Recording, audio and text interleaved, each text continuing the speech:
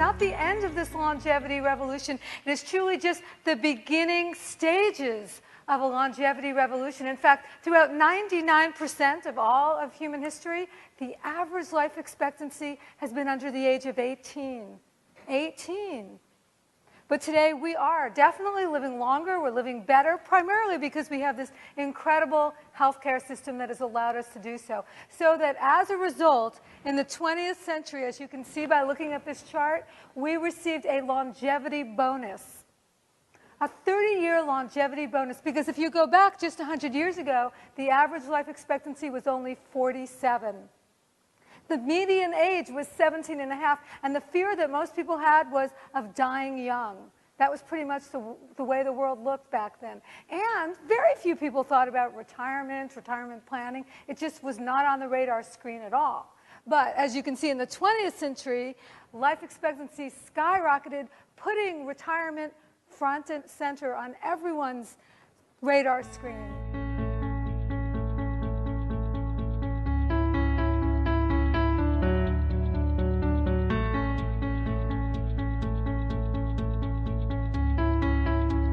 And here we have John Glenn. Now, I love John Glenn. I think he's a great example. Here's a guy who's had several careers, his last one going up into space at age 77. But, you know, he got a lot of flack for that.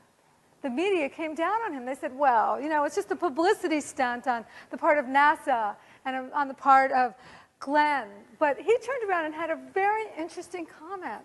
He said, you know, just because I'm 77 doesn't mean I don't have dreams. And that point, that is an important point. It's an important point for you, for your families, for your clients to realize that just because you hit a certain age, you're not over the hill.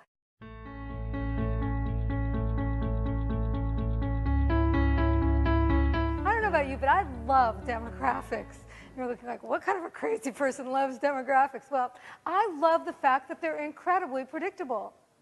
They make you seem so smart. And in our unpredictable times that we live in, it's nice to know that you can count on something happening. And this really does give us a window into the future. So let's open that window and look at what's happened over the last 50 years. Now, if we go back in time, follow that orange bar, by the way, that's where we see the population growth over the last 50, 60 years, and into the future, too. If you were in the baby food business or the diaper business back in the 1950s, you were in the right place at the right time.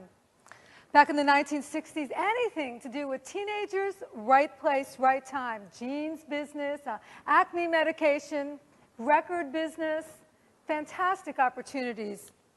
Into the 1970s and the 1980s, young family formations, anything to do with that would have been good business. And then we started to see a shift into that so-called second half of life. And look at today. Today we begin to see that we are no longer a youth population, and in some people's minds, not even a midlife population. We are becoming an older population. The very sort of center of gravity of our country is moving out. And if you think, by the way, that this is an anomaly, let's look into the future. It's huge.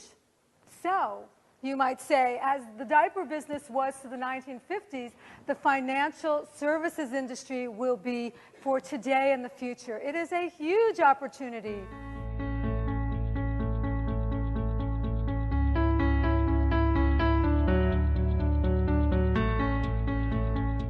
Throughout most of history, we've lived our lives in a very linear, age-defined way. We knew exactly what to do based on how old we were. First, we learned. Generally, we just did that. We only had the opportunity, really, to do that once. Then we fell in love and we got married and we had children. They went off and they did their own thing. Husband retired, got a gold watch. Husband and wife went on a cruise, and that was life. Very linear, very age-defined, and very short. You knew exactly what you were supposed to do based on how old you were. We know that 100 years ago, average life expectancy was only 47. So this linear life plan made a lot of sense. But today, that's really transformed. And think about this new cyclic life plan. What does that look like? Well, it looks like people going back to school at, say, 45 or 60 or 80. It looks like people having second careers, maybe third, maybe even fourth careers, sometimes because they want to, sometimes because they have to. It means that people get the opportunity to reinvent who they are.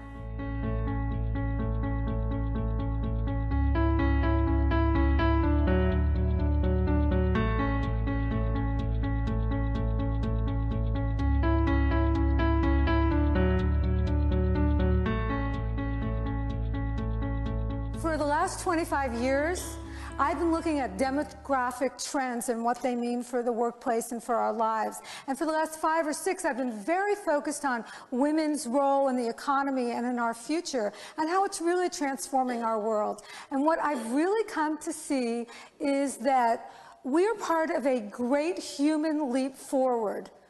We're all part of this demographic shift, women gaining power, that in fact may be the biggest change agent of the 21st century. And we're such a part of it that sometimes we don't even realize that it's taking place. Because after thousands of years of economic dependency, we're seeing a critical mass, not just 1 or 2, but a critical mass of women gain education, gain earning power, and in fact gain influence in our society, really transforming the way the world works. And again, we're so in it, we hardly even notice it.